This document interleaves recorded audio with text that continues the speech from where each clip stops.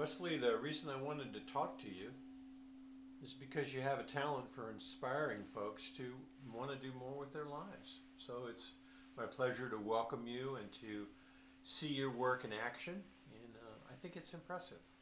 And I like it that you're doing the work and you're here in this little town in Arkansas and bringing things that people might ordinarily have access to.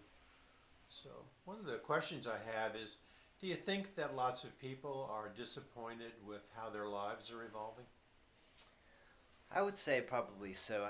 I think a lot of times people don't realize how much suffering they have, meaning that they're constantly in debt. You know, their mind is just kind of taking over and just kind of like steering them in directions where they have to make a bunch of decisions that they normally wouldn't if they had a calm mind and kind of a good direction in life.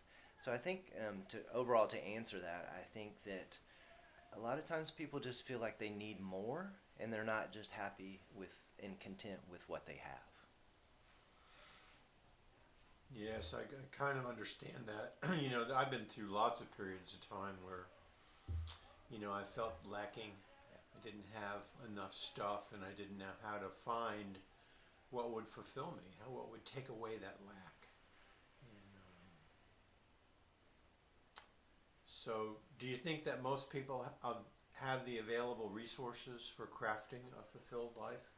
I think they, in general, I think that they probably have not enough resources. Being a yoga teacher, I think, yoga and meditation and all those things are wonderful tools. I just don't think that a lot of times the originality in it is there, especially in a small town and stuff like that, where they get kind of like a small percentage of what the actual tradition is. So the meditations a lot of times are just something where you're focusing on the breath. It's not really getting you out of your mind to kind of like help you kind of see your true self and to understand that you don't really need those things that you're wanting. And then you start to realize that, okay, I got that thing and I want more. So I think with the resources, it's getting way better than it was, 20 or 30 years ago. Yeah, But I this think, is Arkansas is kind of remote, yes, and filled with, a yes, lot of fundamental Christians. yeah. And they don't, and a lot of people who are looking for alternatives don't really have like a sangha or a place that they can go to except for yoga studios and stuff like that and kind of feel at home where they can have these topics.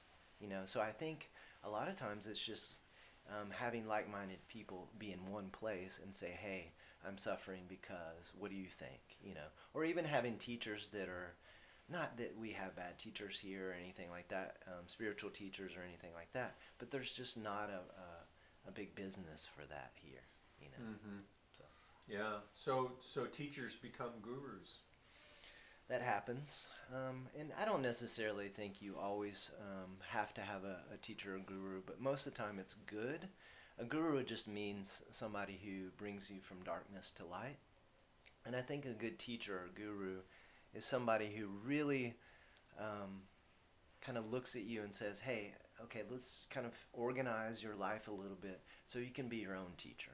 So eventually you don't really need that guru or teacher anymore. Yeah, I You like just that. find that teacher in your soul and you're like, okay, I can handle this because I have the tools to do it. Hmm. Yeah, I really think that orientation, being able to shift our gaze and our imagination, um, is really important to figure out that there are other ways to think, because so many times it's a failure of imagination Yeah. that really gets us into the most trouble. Yeah, and I think that what you say about, the wilderness is an important cause to take yourself out of the mind and be in this holy space. For thousands of years, they've talked about how, you know, being close to God was outside. It wasn't in the temples, it wasn't in the churches. It was just being outdoors, Hmm. away from everything, just so Yeah. you can, like, because everybody, I mean, not necessarily camping or anything like that, but everybody can relate to a tree or to a leaf, or just walking and Yeah. just being, in our true nature. The joy of seeing nature in action. Hmm. Yeah. And I think that's why they home in on, finding your true nature. That's what they mean, finding your essence of being part of everything. So some people really seem to struggle, and it's not effortless for any of us, really. But do you think that struggle is essential for success? No, I think it's kind of the complete opposite. I think, like I said, using these tools of maybe having like-minded people or meditation or yoga or something to take you out of the struggle.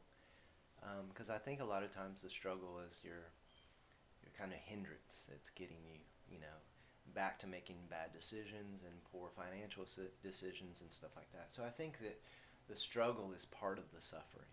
It's not the success. It's getting through the struggle so you can make the right choices and love each other and be in relationship and without a struggle.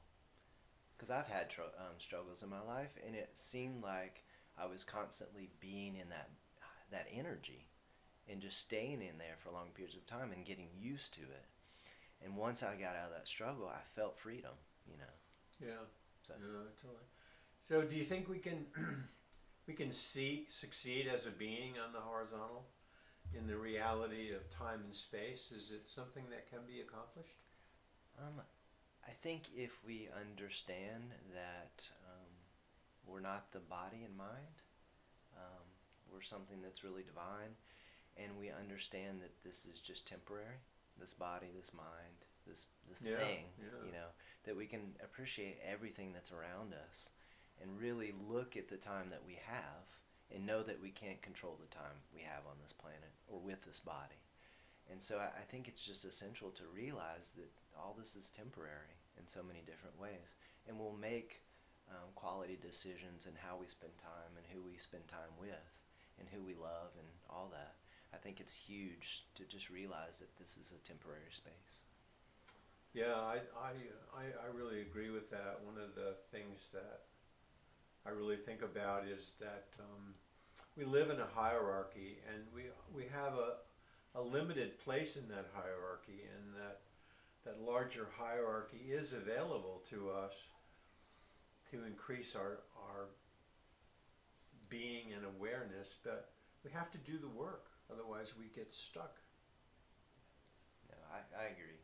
And living in that hierarchy, just remembering that we're, not any less or any more than anybody else, and we're all doing some kind of work, in the same greater good, and to understand that we're all one in general. So we have to work towards that hierarchy. Yeah.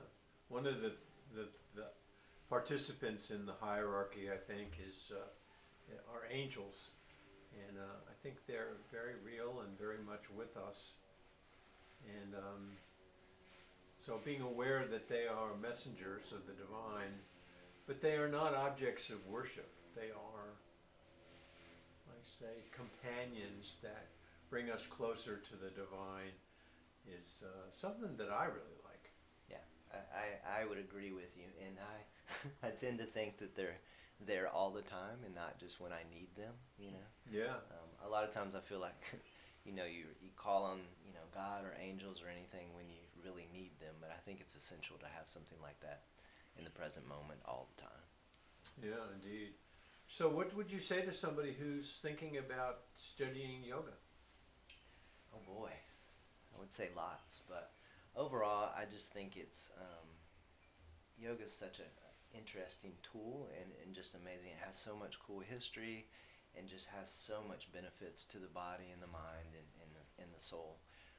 So I think probably I would start with your local studio and just find a good teacher that just kind of vibes with you, and just kind of go from there and just kind of start to experience slowly and listening to the benefits of yoga as you're doing it.